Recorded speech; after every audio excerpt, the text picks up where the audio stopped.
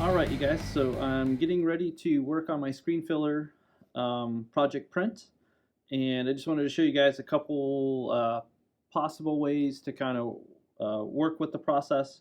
And one of those is to, I took a series of photographs, so I have a picture of a cat skull. These are kind of responding to the story that you guys are also responding to. This is a photograph of a friend that I took. When I showed you guys my sketchbook, there was an old Chinese restaurant menu, and I took the dragon off of that and inserted it in here. The background was from a small section of the photograph I took of him, and I blew it up. Um, so obviously, this has way more colors than I could print with the project as it's written, which is just to do a 5-color reduction. And I may end up doing 1 or 2 extra layers. But I mean, part of the problem solving with the project is to make it work with with just 5 or 6 layers, to not do 20 or 30, which there are artists that work that way, and it's an awesome way to build up an image that can appear almost photographic from a distance. But since it's your first time, like, let's not go crazy with it, so that you just kind of understand the process, and then you can, in the future, if you want, do greater reductions, more layers of color. But essentially, I might reverse the color of the dragon so that the red or sort of key line work is going to be white. So that'll be the first thing I stop out. At least that's what I'm thinking in my head right now as I go forward.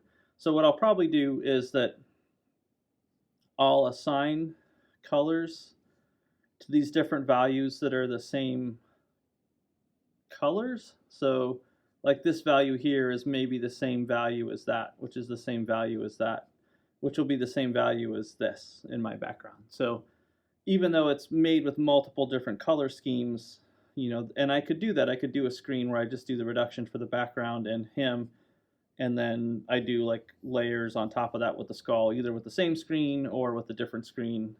Again, there's a lot of artists that work that way, but like I said, I'm just going to kind of assign similitudes of value to be the same color.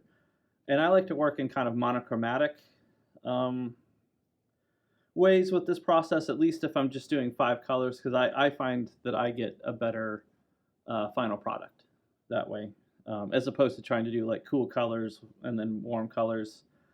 Just start with something where you're going like light blue to dark blue, or yellow to dark green, or like yellow through oranges to red, or something like that. So one trick you can use for this is that regardless of whether you work with your image in Photoshop to create it or you sketch it out, is that you can lay some tracing paper over it, and I can actually kind of plan out my layers here. So to do that, I'm just going to have like a pencil, and I'm going to end up with something that looks kind of like a paint by number painting, where I just have different sections. And the reason for this that makes this helpful is that at a certain point it's going to be hard to see your image through the screen. Just by the nature of how the print works, you're going to end up with a kind of a buildup of color haze that's going to make it a little bit harder to see exactly where everything is. So this kind of just helps with that, by having a rigid, hard outline around each different color field.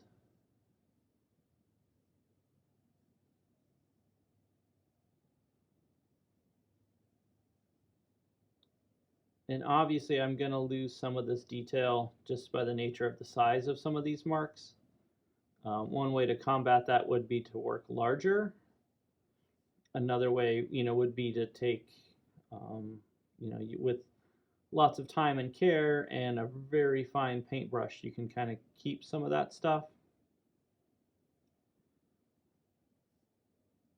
But again, it is your first time printing with this process, so I think not stressing out too much about the exact details and worrying more about getting through the process correctly is kind of more important.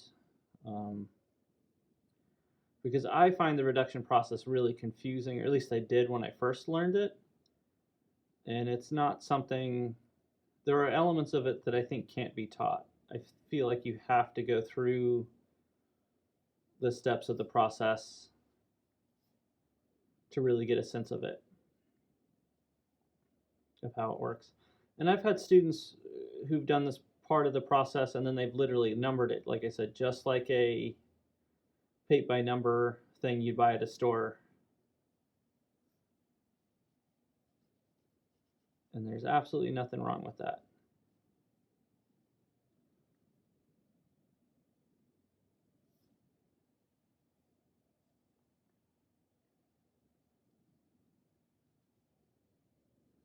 All right, so I'm going to switch you guys into time lapse, and you guys can watch me finish tracing this. I might number it, I might not. Some of these areas are going to be kind of small.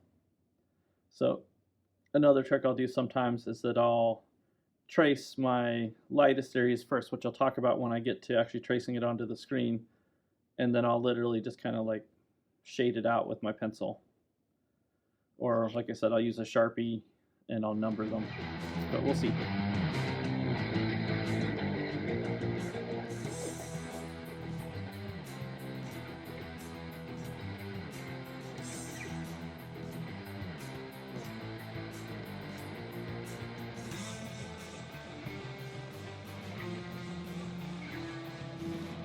Alright, you guys, so I got my traced image on my tracing paper.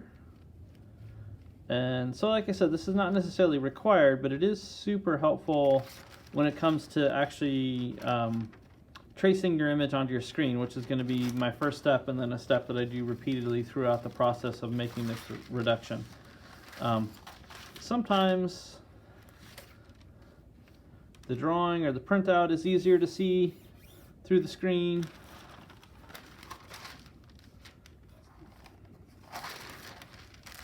Sometimes the tracing is easier to see.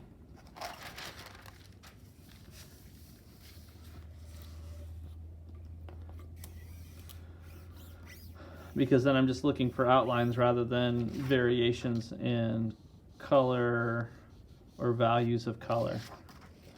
So sometimes your image is going to be, contrasted enough that you won't need to trace it, but it just is also helpful to kind of have something else to look at. You know, if this is underneath the screen when I'm tracing it, or vice versa, this is underneath the screen when I'm tracing it, to have kind of like a color image, or like I said, to have your color image and then just have something that kind of delineates things a little bit more clearly can be really helpful. Right, so like I mentioned last time, what I'm going to do is I'm going to invert the dragon, which means instead of the lines being dark, they're going to be light or white in this case. And that's all I need to do on this first step for my image, is to trace the areas I want to be white. So I could trace inside the lines and block all that out, and that would be fine. But I thought it might be kind of cool if the dragon is sort of like the color of the paper that's around my image, as opposed to blocking it out white and then having to do a dark line that might compete with the dark of the shirt or any of the other darker values within the image. Just kind of pushes it into the background, I think. So first step is to mark the edge of my corners. And the reason for that is that's going to help me line my screen up to my print later. It's just really helpful to have it, as opposed to kind of doing it visually by just seeing how the filler that you've blocked out lines up with this. You can do that, but it's just helpful to have these little tick marks later on. And so I'm going to go ahead and tape off my image area, my printing area. So again, like if I go to print, all this open mesh is going to let ink pass through. So I want to create a reservoir to keep the ink only going through the open area where I want to print. So I'm going to apologize for the tape being kind of loud. And I'm going to go ahead and just tape this off real quick.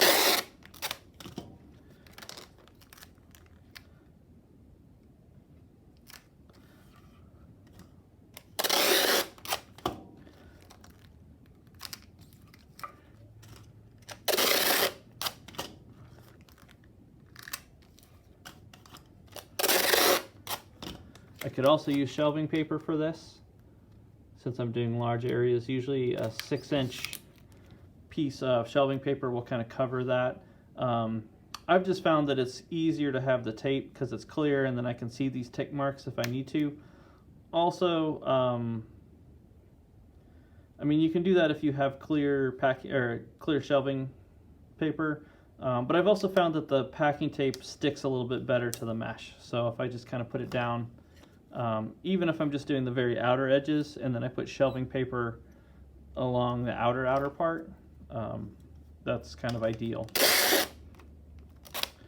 But you can also do it like I am with all shelving, or sorry, all packing tape.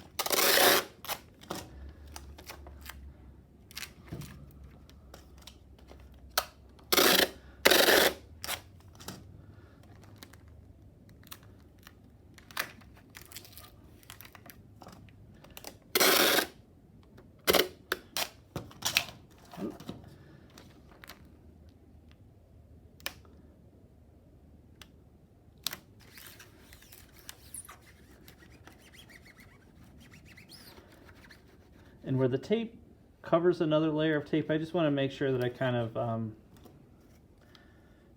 make sure it's really adhered. So I was just using the kind of the back of my fingers, my fingernails, to burnish it down and just make sure it's really stuck to it. Otherwise, ink will want to creep under it, and the tape might start to peel up. We definitely don't want that while we're printing.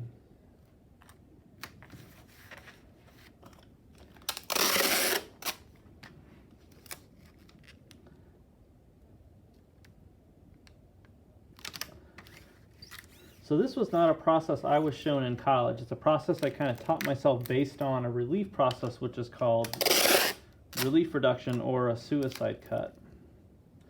Which is not to say I invented this process. There are a lot of artists who used it, contemporary artists as well as throughout art history. I just didn't realize how they were making their prints until I started teaching screen printing in 2004, and then I kind of had to figure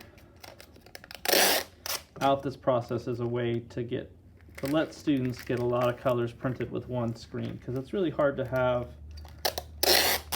a lot of screens when you're first starting out for color. So if you can get it all your colors printed, or most of them printed with one run, then that frees up if you have a second screen to do your line work with that second screen or something like that. So sometimes static will hold the paper to the screen. Sometimes I'll tape it from the back to stick it exactly where I want it. And we'll get into that a little bit more as we start going through our different color layers. So just want to make sure that those edges kind of lined up. Sometimes the static helps, sometimes it works against you. If I'm having a hard time getting the image exactly lined up, this is again where those tick marks come in handy, so you can see the pencil marks through the screen. So even though I drew them on the top, they're right here. I can see them on the bottom of the screen. So this process is, I think, one of the steps that's a little tricky to remember is that we always want to paint our screen filler on this side so that the mesh protects it from the squeegee going over it. If we paint it on this side, it will probably work fine. You probably won't have any issues. But one thing that can go wrong is that the squeegee, just the friction of pulling the ink across it, will cause the filler to break down, and it'll sort of dissolve into your ink, and then your ink will just be printing through the whole open area. So if I paint the filler on the back of the screen, the side where the frame is flush with the mesh is going to protect the screen filler from that friction. But the tricky part is if I tape my image underneath the screen on the front side and trace it here, it's going to print backwards, because this would then be face up, right? So I want to remember to always trace on the front of the screen, on the ink side of the screen, and then paint filler on the back of the screen, on the paper side of the screen. Same side you would apply the paper stencil to, and then the paper will come into contact. So one of the advantages of the filler is that since it's going to be, even though you're painting it on this side of the mesh, it's still going to be inside the mesh as opposed to a layer like this paper is when you cut a paper stencil. So printing it's going to be easier than the paper stencil. The paper stencils I think are more immediate because you just cut it and you print and you go. This you have to paint it in and wait for it to dry, and so there's a little bit of more process I think to the stencil, to the making of the image. But when you print, since the screen filler's inside the mesh and slightly raised on this side, it's just so much thinner. The ink's going to be easier for you guys to print when you push while you're printing to get the ink onto the paper. So this is going to be a lot easier. So, all right. So like I said, I want to trace my image on this side of the screen. And I'm just using like a cheap mechanical pencil. You can use a regular number 2, just like school pencil. And yeah, don't use anything permanent, no Sharpie or anything like that. And like I said, I'm only going to trace my white, the areas that I want to be the color of the paper that I'm printing on, which may not be white necessarily, but I think a lot of you guys, as I recommended, just bought white paper. Or a maybe slightly off-white paper. But regardless, this will be where I paint my first layer of filler,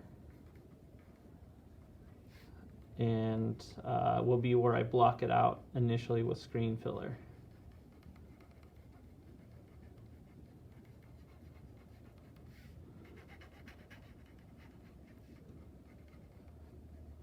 Alright, so I can switch you guys into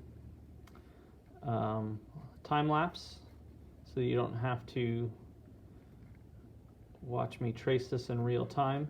And again, I'm only tracing the areas that I want to be white. So if I had a different image, sometimes your images are going to have white, like the examples in the slideshow.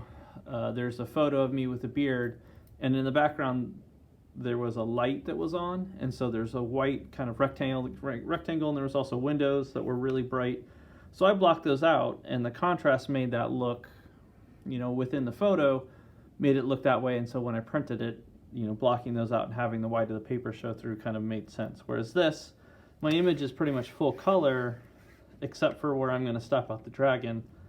And what I'll do is I'll print essentially a rectangle of my lightest color with only the dragon blocked out. And that's all I'm going to print the first time. And then I'll go back and I'll trace my next value and block those areas out. So again, I'm only painting screen filler in where I want white, or again, the color of the paper. I don't need to do a full tracing like the tracing paper ever again, because those pencil marks, if I trace everything, they're going to get lost when I print my first color, because the ink's going to flush them out onto the paper, and then I'll just have to retrace it again. So it's just wasted effort. So again, you're just tracing only the white areas. All right, I'm going to switch to time lapse and